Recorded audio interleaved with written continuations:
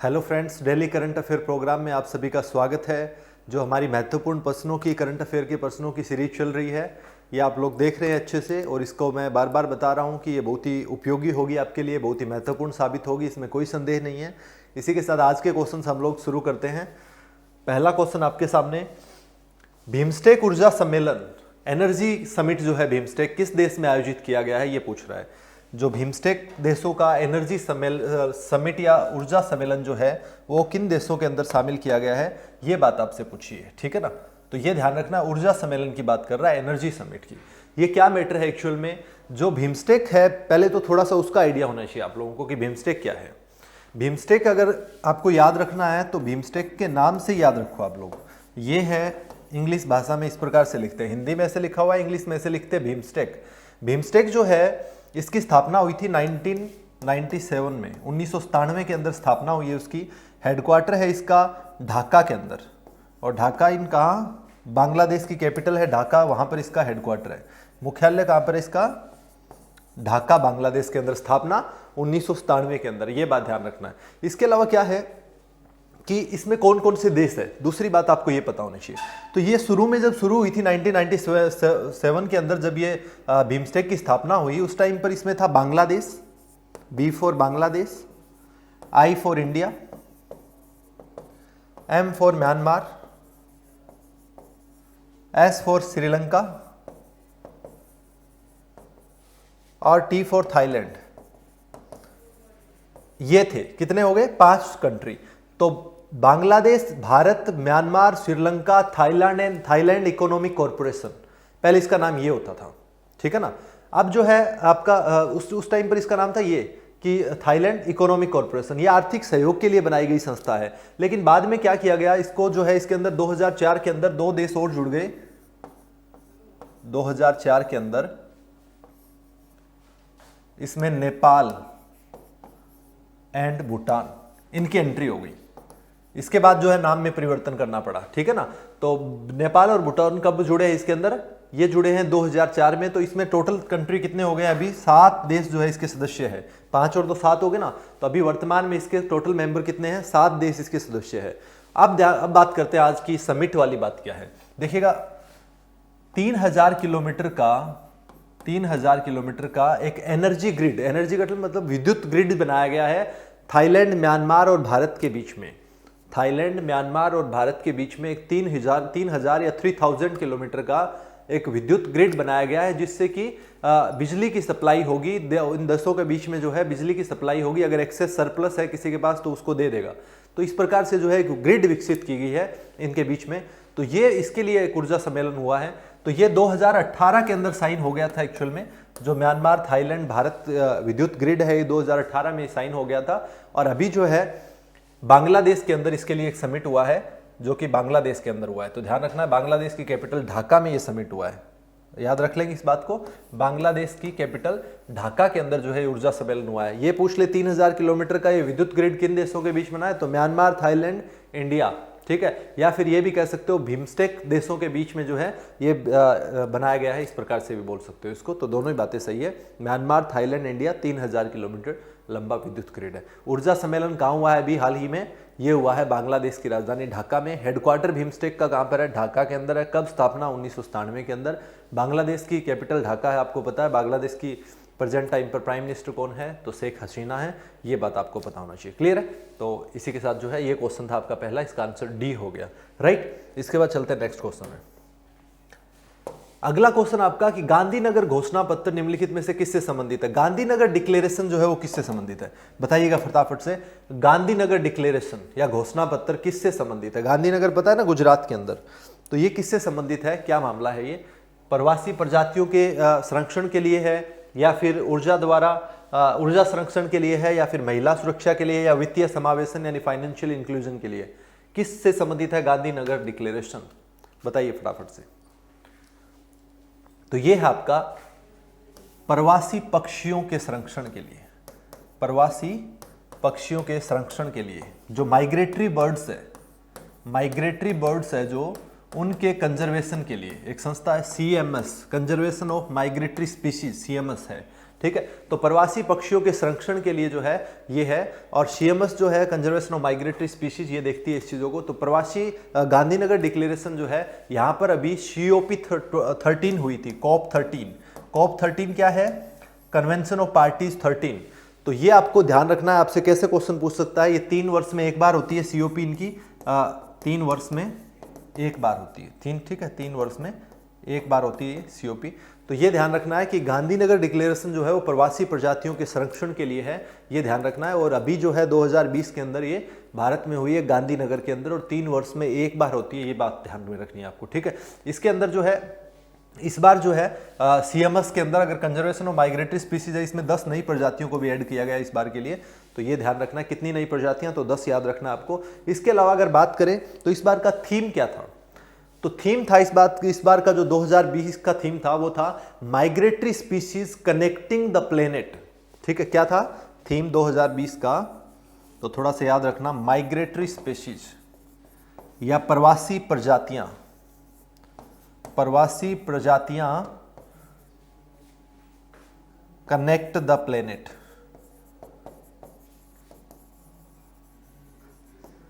पूरे विश्व को जो है जोड़ रही है प्रवासी प्रजातियां, और हम सब मिलकर इनका वेलकम करते हैं, ठीक है। क्या क्या है फिर? टुगेदर हम सब मिलकर वी वेलकम देम, ठीक है। We welcome them, we together welcome them home, ठीक है, होम। क्या होता है कि हजारों किलोमीटर दूरी तय करके हर वर्ष जो है भारत में भी बहुत सारी माइग्रेटरी स्पीशीज आती है। जैसे कि आप लोगों ने साइबेरियन क्रेन का नाम सुना होगा। वहाँ साइबेरिया में जब बहुत ज़्यादा ठंड पड़ती है तो उस टाइम पर वो भारत के अंदर सुल्तानपुर पक्षी विहार हो गया, हरियाणा के अंदर भी, और इस प्रकार से कई जगह पर जो है वो इस प्रकार से माइग्रेट होकर आ जाती है कुछ समय के लिए और फिर वापस चली जाती है। उसी प्रकार से फ्लेमिंगो हो गया, अंटार्कटिका का प्लेग आपका मेरे अंटार्कटिका महाद्वीप है उस पर पेलिकन्स हो गए, वो भी इस प्रकार से जो है ये सब जो है माइग्रेट करके या फिर प्रवासी के रूप में जो है इधर उधर चले जाते हैं जब वहाँ की जलवायु या मौसम में परिवर्तन होता है तो उसके कारण। तो ये आपको ध्यान रखना है अच्छे से। इसके अलावा अगर बात करें तो इस प्रकार की एक स्पेशल जो है पक्षियों की जनगणना की है इस बार इसने तमिलनाडु के अंदर, कन्याकुमारी में जो है 2 दिन की प्रवासी पक्षियों की जनगणना की गई है। इसके अलावा लद्दाख के अंदर जो है 2 नई प्रजातियां और मिली है। लद्दाख जो है आपके उसके अंदर भी 2 नई प्रजातियां मिली है जिसमें लाल गले वाली सरिका और इसके अलावा सुरमिला जल पक्षी जो है ये 2 वहां पर पाई गई है। सुरमिल जल पक्षी और लाल गले वाली सरिका जो है लद्दाख के अंदर पाई गई है। और तमिलनाडु के अंदर जो है आपकी गणना की गई है, पक्षियों की जनगणना की गई है अभी हाल ही के अंदर। तो पहला एक तरह से राज्य एक प्रकार की जिसमें पक्षियों की प्रवासी पक्षियों की गणना की गई है तो वो तमिलनाडु के कन्याकुमारी में की गई है। तो इस प्रकार से क्वेश्चन बन सकता है।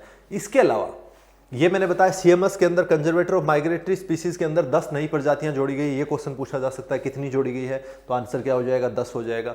इसके अलावा और क्या क्वेश्चन बन सकता है इसमें से क्वेश्चन बन सकता है कि 2023 तक 3 वर्ष के लिए जो प्रवासी प्रजातियों के लिए जो है संरक्षण के लिए राजदूत घोषित किया गया है, ब्रांड एम्बेसडर बनाया गया है रणदीप हुड्डा को जो है 2023 तक राजदूत बनाया गया है। इसके लिए प्रवासी प्रजातियों के संरक्षण के जो है वो राजदूत घोषित किए गए उनको। लेकिन ऐसा है आपसे क्वेश्चन सीधा सा पूछेगा कि प्रवासी प्रजातियों के लिए जो है किसको राजदूत घोषित किया गया है, किसको ब्रांड एम्बेसडर बनाया गया है, तो ये आपको ध्यान रखना रणदीप हुड्डा। लेकिन क्वेश्चन जो है थोड़ा सा घुमाया भी जा सकता है, जैसे कि पक्षियों के लिए है, पक्षियों के लिए जो प्रवासी पक्षी है स्पेशली उनके लिए सासा डैच है, एक पर्यावरणवादी है, एक तरह से एनवायरमेंटलिस्ट है, सासा डैच, उनको बनाया गया है। उसी प्रकार से अगर बात करें स्थलीय प्रवासियों के लिए तो उनके लिए जो है इयन रेडमंड करके जो है उनको बनाया गया है इसके लिए स्पेशली जो आपके स्थलीय प्रवासी पक्षी है, प्रवासी जीव है उनके लिए। इसके अलावा जो रणदीप हुड्डा को अगर स्पेशली बात करें हम लोग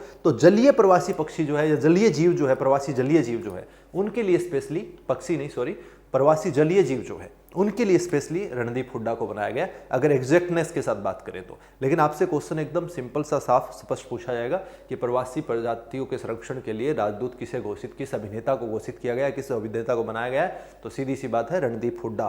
कब तक? 2023 तक। 3 वर्ष में एक बार होता है और ये गांधीनगर डिक्लेरेशन जो है किससे संबंधित है, प्रजावासी प्रजातियों के संरक्षण के लिए है ये, इस बात को ध्यान रखना है आपको।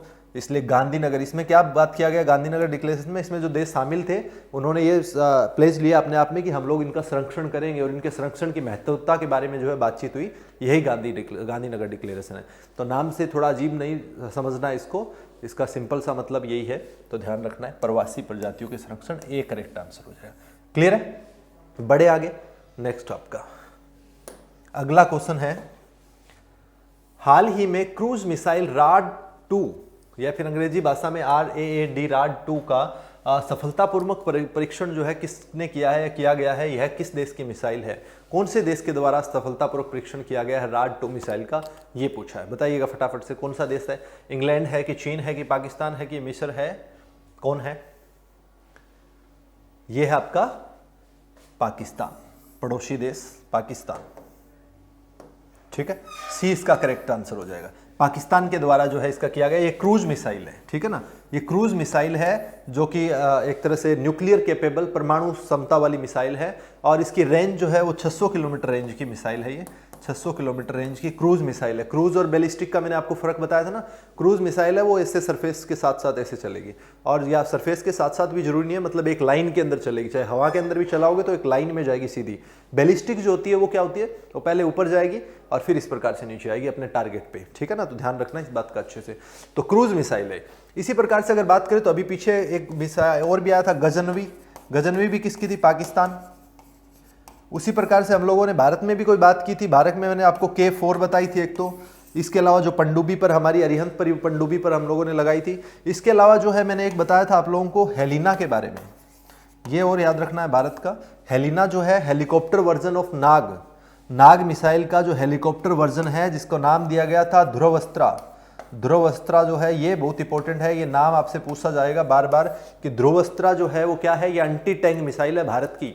ध्रुवस्त्रा जो है वो एंटी टैंक मिसाइल है भारत की, जिसको फायर एंड फॉरगेट टेक्नोलॉजी के साथ बनाया गया है। फायर एंड फॉरगेट का मतलब क्या है, फायर किया और फॉरगेट मतलब भूल गए। हम लोगों को उसकी फिर जो है ध्यान रखने की जरूरत नहीं है कि टारगेट पे जा रही है कि नहीं जा रही है। क्यों?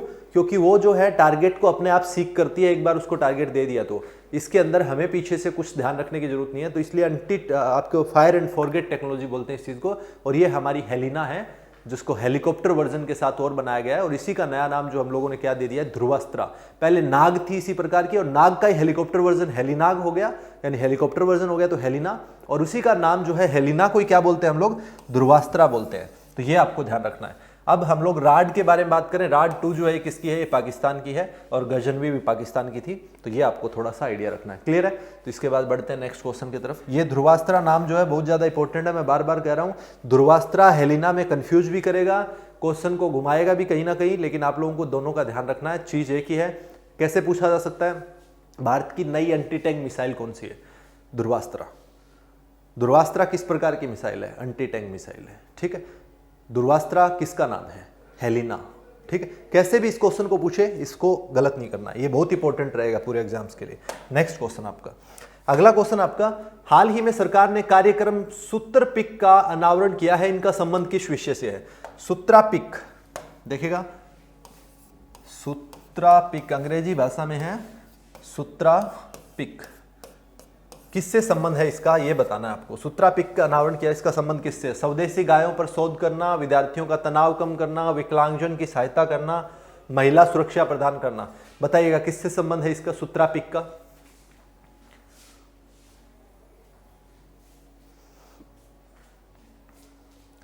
फटाफट से ऑप्शन में बताइए कौन सा करेक्ट है, ABCD।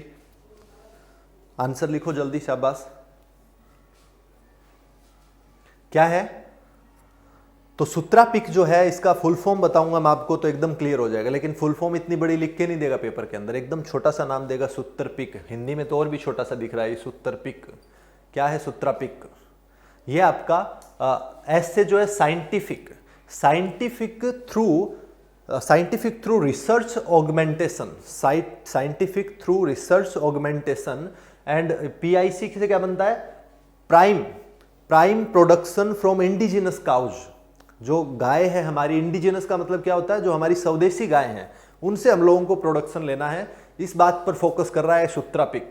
Scientific through research augmentation prime production from indigenous cause.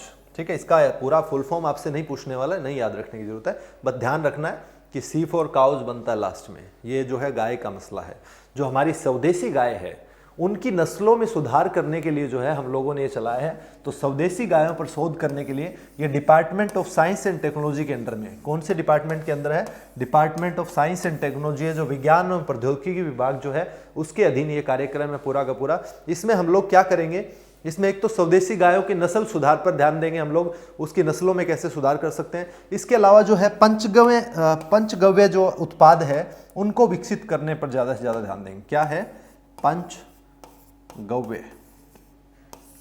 पंचगव्य क्या है? पंच माने 5 और गव्य माने गाय।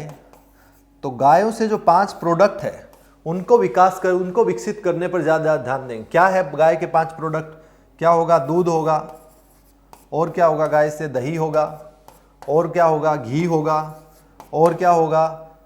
मूत्र होगा, यूरिन गाय का, और क्या होगा? गोबर होगा, डंग। ठीक है, काउ डंग। तो ये 5 जो प्रोडक्ट्स है इन पर ध्यान देना है हम लोगों को, इनके विकास पर ध्यान रखना है। तो ये जो है ये पूरा का पूरा कार्यक्रम है जिसको हम लोगों ने नाम दिया है सूत्र पिक। और ये किसके लिए? आपका स्वदेशी गायों के विकास के लिए है, जो पूरा का पूरा उन पर शोध के लिए है। ठीक है ना, तो सूत्र पिक ध्यान रख लेंगे आप लोग। पंचगव्य का क्या है? दूध, दही, घी, मूत्र, गोबर जो है ये पंचगव्य है, इसको भी ध्यान रख लेना, कहीं ऐसा वर्ड पूछ लिया जाए तो पंचगव्य में क्या क्या है। इसके अलावा अगर बात करें तो आपका सूत्र पिक के अलावा दूध के उत्पादन के अंदर जो है, दूध के उत्पादन में विश्व में भारत का पहला स्थान है, इसमें कोई संदेह नहीं है। लेकिन अभी जो है इंडिया का जो टोटल दूध प्रसंस्करण क्षमता है वो है 53 मिलियन टन। अभी वर्तमान में कितना है?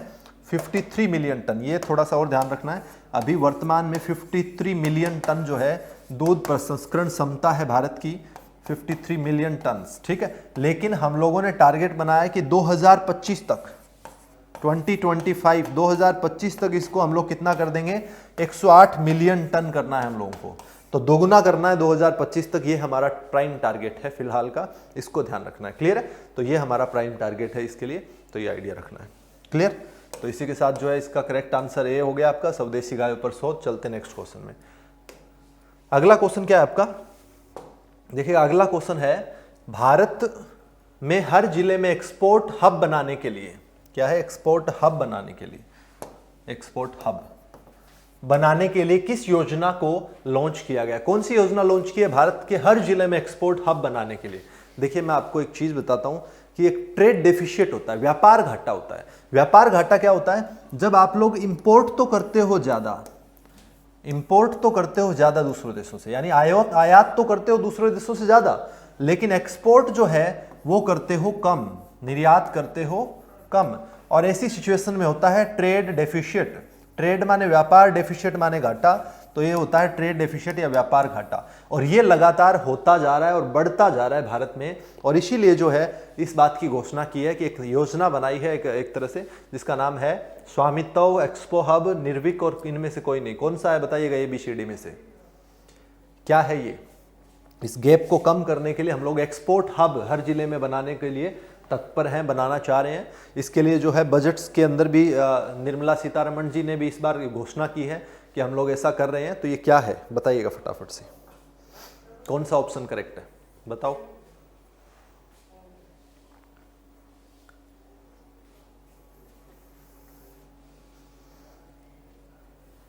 बताइए, शाबाश। देखिएगा, मैं बताता हूं इसका क्या है। निर्विक योजना, ये योजना है आपकी निर्विक योजना। निर्विक योजना मतलब क्या है? निर्यात जो है, निर्यात ऋण विकास योजना। निर्विक मतलब हिंदी जो है, हिंदी का एक्रोनिम है इसका। नी से क्या है? निर्यात, एक्सपोर्ट, ऋण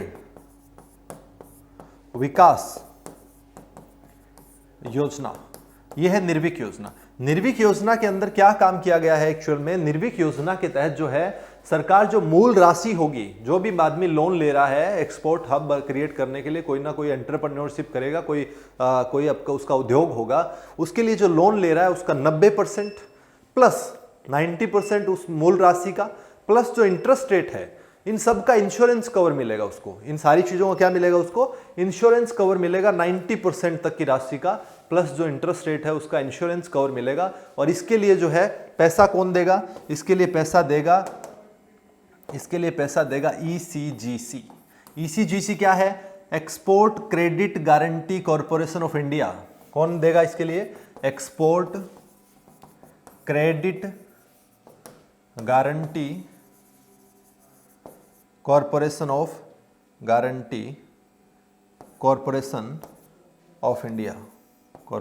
इंडिया, ये देगा पैसा। और ये जो है 5 वर्ष के लिए 8500 करोड़ रुपया दिया इसने।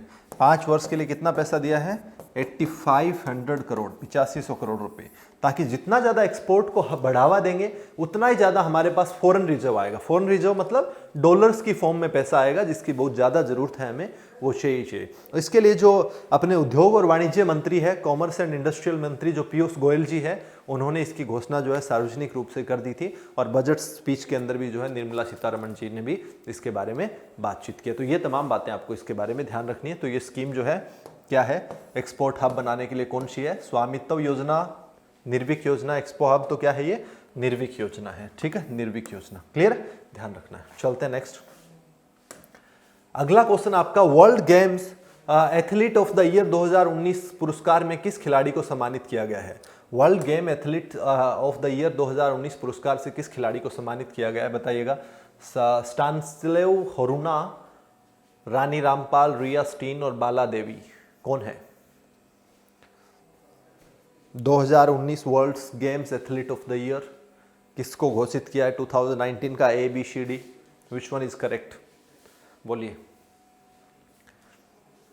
तो देखिएगा, विश्व की first hockey player of the world जो है, पहली हॉकी प्लेयर है विश्व की Rani Rampal. First hockey player of the world है जिसको ये मिला है, hockey player of the world, जिसको World Games athlete of the year जो है अवार्ड मिला है। ये पहली जो है हॉकी खिलाड़ी है विश्व की जिसको ये मिला है, ये बात ध्यान रखना है। 15 ईयर्स की एज में इन्होंने खेलना शुरू किया था, 15 वर्ष की आयु में जो है इन्होंने खेलना शुरू कर दिया था। इनको भारतीय हॉकी का क्वीन कहा जाता है। रानी रामपाल को क्या कहा जाता है, क्वीन ऑफ इंडियन हॉकी, भारतीय हॉकी की क्वीन कहा जाता है रानी रामपाल को, ये बात ध्यान रखना। और 2020 में रानी रामपाल को पद्मश्री से भी नवाजा गया है, पद्मश्री पुरस्कार से नवाजा गया है, ये बात आपको ध्यान रखनी है, ठीक है। इसके अलावा अगर ऑल ओवर द वर्ल्ड बात करें तो इसके अंदर 25 जो है खिलाड़ियों को अलग अलग स्पोर्ट्स से, अलग अलग खेलों से जो है 25 खिलाड़ियों को नवाजा गया है, जिसमें जो फर्स्ट रैंकिंग आया है वो रानी रामपाल को मिला है। बट दूसरे नंबर पे अगर बात करें तो स्टानिस्लेव जो होरुना है, स्टानिस्लेव होरुना जो है, इनको जो है कराटे प्लेयर है, ये कराटे प्लेयर है, ये यूक्रेन की, इनको मिला है सेकंड पोजीशन। इसके अलावा रिया स्टीन जो है, रिया स्टीन जो है ये थर्ड नंबर पे रही है, ये कनाडा की आपकी है, पावर लिफ्टिंग जो है करती है, ये जो है कनाडा की है, जिसको थर्ड जो है मिला है। तो ये पावर लिफ्टिंग में थी रिया स्टीन, ठीक है, तो ये ध्यान रखना है। इसके अलावा बाला देवी जो है, इनका कोई लिंक नहीं है, ये तो फर्स्ट प्रोफेशनल फुटबॉलर जो है वो बाला देवी है भारत की, ये आपको ध्यान रखना है। लेकिन इसके अंदर क्या करेक्ट आंसर हो जाएगा बताइएगा, किसको मिला है World Games athlete of the year, Rani Rampal. देखिएगा, रानी रामपाल के क्वेश्चन पूरी साल आते रहेंगे अब, क्योंकि पद्मश्री भी मिल चुका है और कई चीजें हो चुकी है। रानी रामपाल के बारे में ध्यान रखना, हॉकी टीम की कैप्टन है भारत की रानी रामपाल, क्लियर है, ध्यान रखना ये सारी बातें। तो 15 वर्ष की आयु में खेलना शुरू कर दिया था, राइट, तो बी करेक्ट आंसर हो गया। चलते हैं नेक्स्ट क्वेश्चन में। अगला क्वेश्चन आपका, भारत के किस बाढ़ग्रस्त नेशनल पार्क में 121 पशुओं को बचाया गया, बताइएगा कौन सा है। बाढ़ग्रस्त से अंदाजा लगाओ किधर ज्यादा बाढ़ आता होगा और फिर ऑप्शन निकालो कौन कौन सा दे रखा है। काजीरंगा, गिर, बुक्सा और दुधवा। दुधवा किधर है, दुधवा नेशनल पार्क कौन से राज्य में है, गिर कौन से में है, काजीरंगा कौन से में है, बुक्सा कौन से में है, उसी से आइडिया लग जाएगा आप लोगों को। ये देखो पहले कौन कौन से में। तो देखिएगा, काजीरंगा नेशनल पार्क जो है ये कहां पर है, असम के अंदर है। काजीरंगा नेशनल पार्क कहां पर है, असम के अंदर है। बुक्सा किधर है, बुक्सा आपका पश्चिम बंगाल के अंदर है, ठीक है ना। दुधवा आप लोग बताएंगे कौन से राज्य में है। गिर कहां पर है, गिर नेशनल पार्क कहां है, गुजरात में, ठीक है। अब बताइएगा आप लोग कि कौन से राज्य में जो है बाढ़ग्रस्त होने के कारण उस नेशनल पार्क में से 121 पशुओं को बचाया गया है, कौन सा है। तो तो आपको पता होगा असम राज्य में ब्रह्मपुत्र नदी की वजह से काफ़ी भारी मात्रा में बाढ़ आती है और हर वर्ष ये चीज़ होती है, और काजीरंगा नेशनल पार्क वहीं पर है। तो काजीरंगा नेशनल पार्क जो है वहाँ से बचाया गया 121 पशुओं को, ठीक है, 121 पशुओं को बचाया गया। कौन सा नेशनल पार्क है? काजीरंगा नेशनल पार्क से, ध्यान रख लेंगे आप लोग, काजीरंगा नेशनल पार्क से। इसमें क्या है, सेंटर फॉर वाइल्ड लाइफ का रिहेबिलिटेशन एंड कंजर्वेशन जो है उसके द्वारा मिलकर जो है ये काम किया गया था। सेंटर फॉर कंजर्वेशन और rehabilitation of wild life animals जो है उसके द्वारा मिलकर जो है ये काजीरंगा नेशनल पार्क से बचाया गया। काजीरंगा नेशनल पार्क जो है आपको पता होगा ये वन हॉर्न राइनोसोर यानी एक सींग वाले गैंडे के लिए प्रसिद्ध है। वन हॉर्न राइनोसोर या एक सींग वाले गैंडे के लिए प्रसिद्ध है, वेरी वेरी फेमस, जिसको 1976 के अंदर जो है 1974 के अंदर जो है इसको क्या घोषित किया गया था, नेशनल पार्क घोषित किया गया था काजीरंगा नेशनल पार्क को। क्यों? क्योंकि हम लोग 1972 में तो एक्ट लेके आए हैं, वाइल्ड लाइफ जो एक्ट है हमारा वो हम लोग 1972 के अंदर लेके आए हैं। उसके बाद 1973 में आपको पता होगा प्रोजेक्ट टाइगर हम लोग शुरू कर दिए थे। तो इस प्रकार से चीज़ें हैं। तो ये जो है 1974 के अंदर इसको नेशनल पार्क घोषित किया और 2007 के अंदर जो है इसको टाइगर का जो है कंजर्वेशन एरिया घोषित कर दिया गया। 2007 में इसको बाघ संरक्षण क्षेत्र, 2007 में क्या घोषित कर दिया गया, इसको बाघ संरक्षित क्षेत्र घोषित कर दिया गया। इसके अलावा जो है एक चीज इसके अंदर और ध्यान रखनी है कि 1985 में इसको यूनेस्को हेरिटेज सूची के अंदर भी शामिल कर दिया गया। यूनेस्को के अंदर सूची में कब शामिल हो गया ये? 1985 में शामिल हो गया। ये थोड़ा सा और आइडिया रखना है, क्लियर है? तो ये तमाम चीजें हैं जिनके बारे में आपको थोड़ा सा पता होना चाहिए, राइट। तो इसी के साथ जो है काजीरंगा नेशनल पार्क असम के अंदर है। असम के अंदर आपको बाकी की चीजें, असम के अंदर क्या है, ब्रह्मपुत्र नदी है और भारत का जो है विश्व का एकमात्र जो आप कह सकते हो सबसे बड़ा नदी द्वीप है माजुली द्वीप। विश्व का सबसे बड़ा नदी द्वीप है माजुली द्वीप ब्रह्मपुत्र नदी पर असम के अंदर।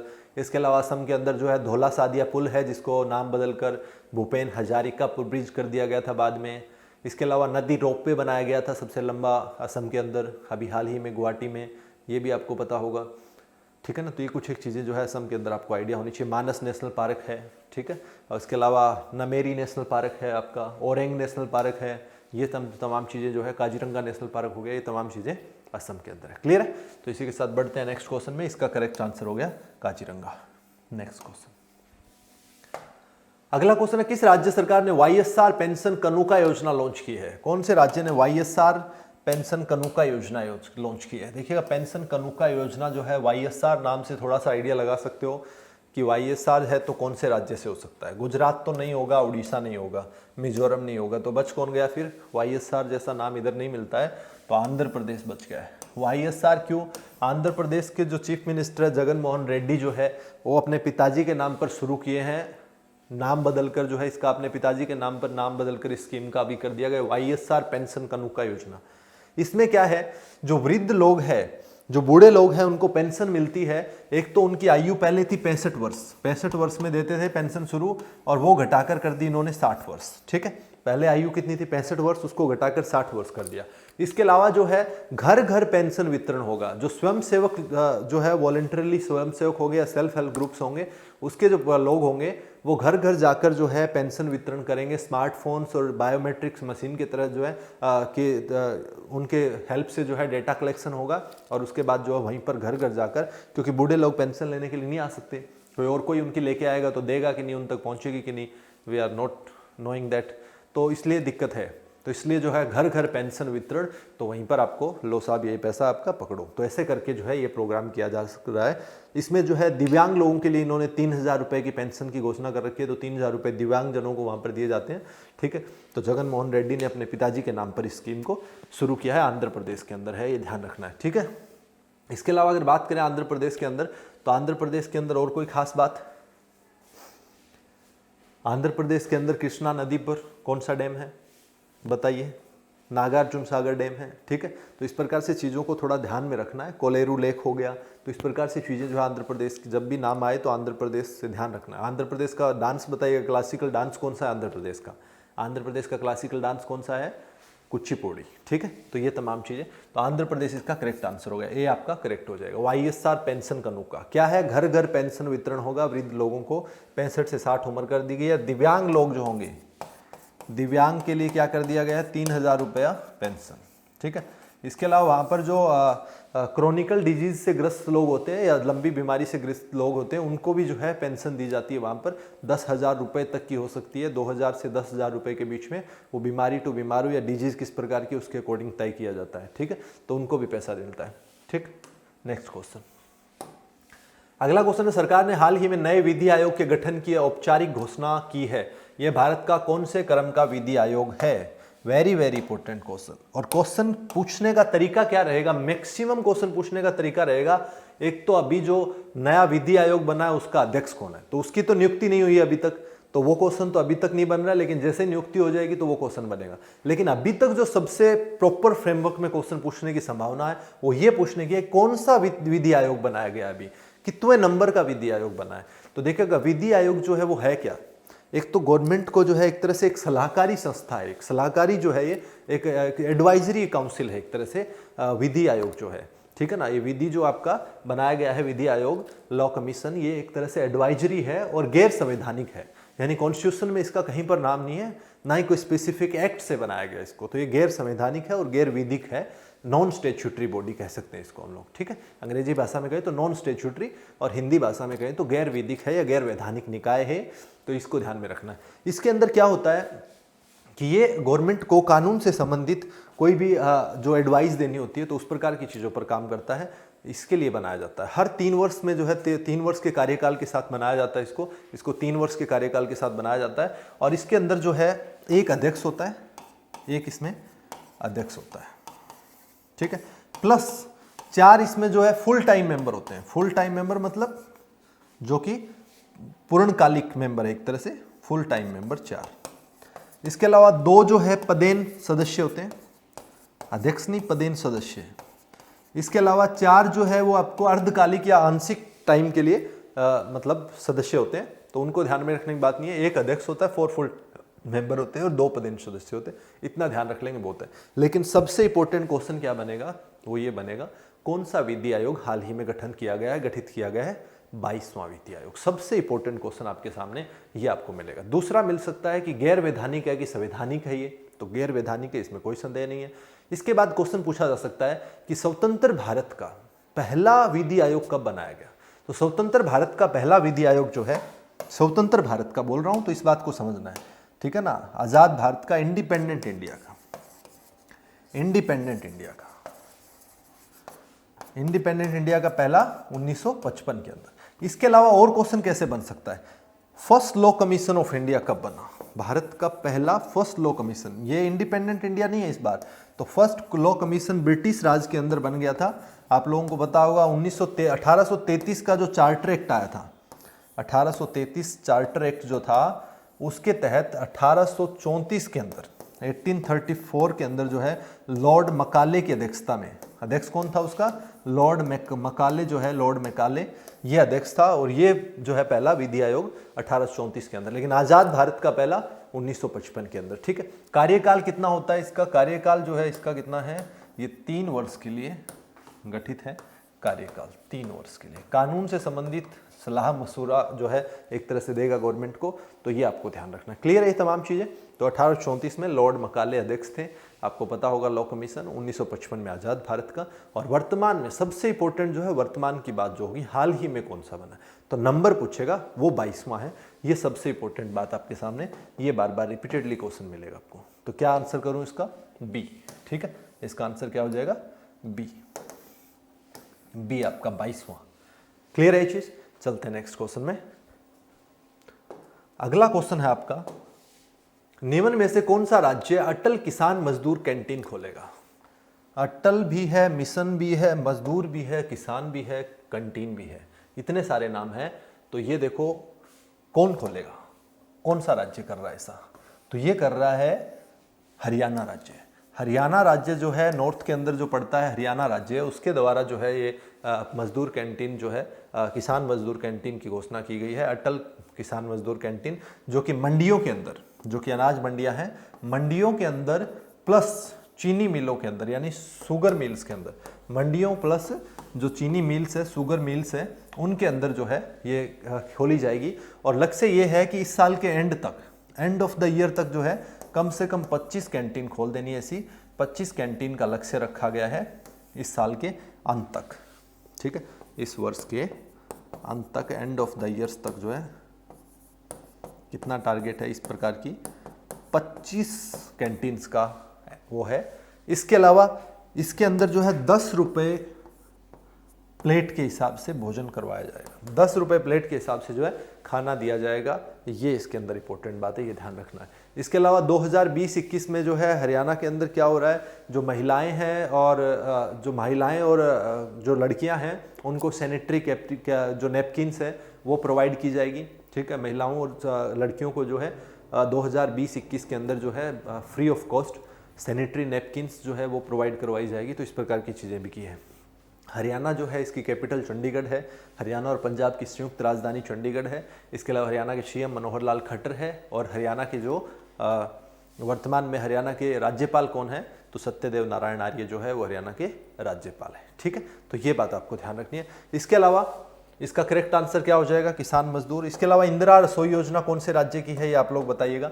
इंदिरा रसोई योजना जो है वो कौन से राज्य की है, वेरी वेरी इंपॉर्टेंट है, एग्जाम्स के अंदर कहीं ना कहीं पूछेगा आपसे क्वेश्चन ये इंदिरा रसोई योजना को, जो कि राजस्थान की है, ठीक है ना, राजस्थान की इंदिरा रसोई योजना, वो ध्यान रखनी है। इसके बाद नेक्स्ट क्वेश्चन आपका, नेक्स्ट क्वेश्चन है बीते दिनों किस राज्य में रन फॉर इंडिया टी माने चाय, टी कौन सी है, टी माने चाय वाली टी है, टी का आयोजन किया गया। कौन से राज्य ने किया ऐसा बताइए, कर्नाटक, असम, मणिपुर, त्रिपुरा। आप लोग सोचोगे चाय की बात आ रही है तो मणिपुर में चाय नहीं है, कर्नाटक में फिर भी कॉफी बहुत है बट चाय नहीं है, लेकिन कौन सा होना चाहिए फिर? आप लोग असम की तरफ जाओगे क्योंकि असम में चाय होती है, बट इसका आंसर क्या है, त्रिपुरा। त्रिपुरा में भी चाय होती है। त्रिपुरा ने क्या है, वहां की स्थानीय चाय जो राज्य की चाय है उसको, प्लस जो भारत की चाय है, इन दोनों को जो है डेवलप करने के लिए, इन दोनों को जो है प्रोत्साहन देने के लिए रन फॉर टी, ठीक है, रन फॉर इंडिया टी जो है का आयोजन किया है, इसलिए त्रिपुरा के अंदर किया गया है ये। और त्रिपुरा की अगर बात करें तो त्रिपुरा की राजधानी क्या है, अगरतला है। तीन ओर से जो है बांग्लादेश से घिरा हुआ राज्य है भारत का त्रिपुरा। क्वेश्चन बार बार पूछा जाता है, तीन ओर से बांग्लादेश से घिरा हुआ कौन सा स्टेट है, तो वो त्रिपुरा है। इसके अलावा इसके अंदर और क्या क्वेश्चन पूछा जाता है त्रिपुरा का अभी वर्तमान में चीफ मिनिस्टर कौन है, तो विप्लव कुमार देब जो है वो चीफ मिनिस्टर है। इसके अलावा रमेश बैस जो है वो वहाँ के राज्यपाल है। राज्यपाल पूछे तो त्रिपुरा कौन है, रमेश बैस। इसके अलावा चीफ मिनिस्टर मुख्यमंत्री पूछे तो विप्लव कुमार देब है। इसके अलावा कैपिटल अगरतला है और तीन ओर से बांग्लादेश से घिरा हुआ है ये आपका त्रिपुरा स्टेट। और इसने रन फॉर इंडिया टी जो है का आयोजन किया है, तो ये त्रिपुरा हो जाएगा। क्लियर है, तो ये सी करेक्ट आंसर हो जाएगा। अब आपको ये बताना, एक तो लास्ट क्वेश्चन जो है मैंने पूछा आप लोगों से कि भारत की पहली महिला मुख्य न्यायाधीश कौन बनी थी, और उसका आंसर करेक्ट जो है बहुत ही कम लोग दे पाए हैं, कोई एक दो ही दे पाए हैं। तो आप लोग एक तो क्वेश्चन को ध्यान से नहीं सुना, और ये गलती बार बार नहीं करनी है। क्वेश्चन को ध्यान से सुनना, पढ़ना, चाहे 3 बार पढ़ना पड़े उसको, कोई दिक्कत नहीं, लेकिन समझ में जब तक क्वेश्चन ही नहीं आएगा आंसर क्या करोगे।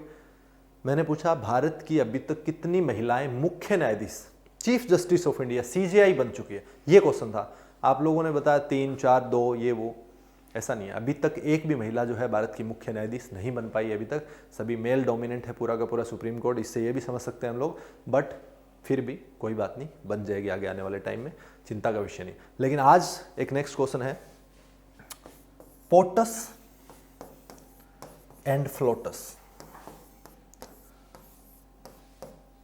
Ports and FLOTUS, US FLOTUS, ये 2 वर्ड यूज किए जाते हैं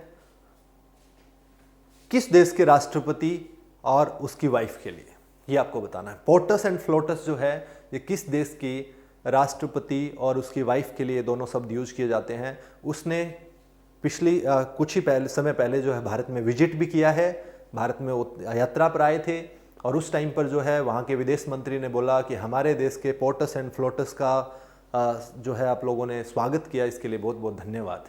तो ये आपके लिए क्वेश्चन है, इसका बताना है। क्लियर है, तो आज की क्लास यहीं पर समाप्त करते हैं, बाकी कुछ इंपॉर्टेंट क्वेश्चंस के साथ अगली क्लास में मिलेंगे। तब तक के लिए thank you, bye bye, have a good